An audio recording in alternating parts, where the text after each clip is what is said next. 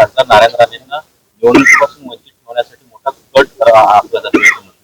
त्या संदर्भात नाही, आणि त्यात त्यांनी असंही म्हटलं की राणे साहेबांना युती हवी होती पण ती केली गेली नाही.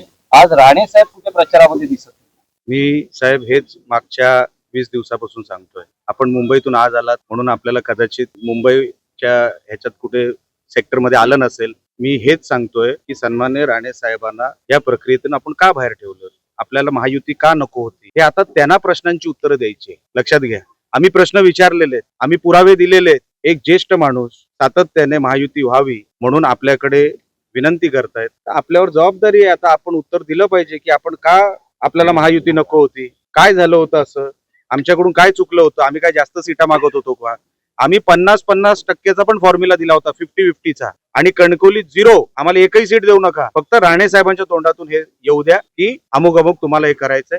100% आम्ही केलं असतं. हे सत्य आहे जे केसरकर साहेब बोलले.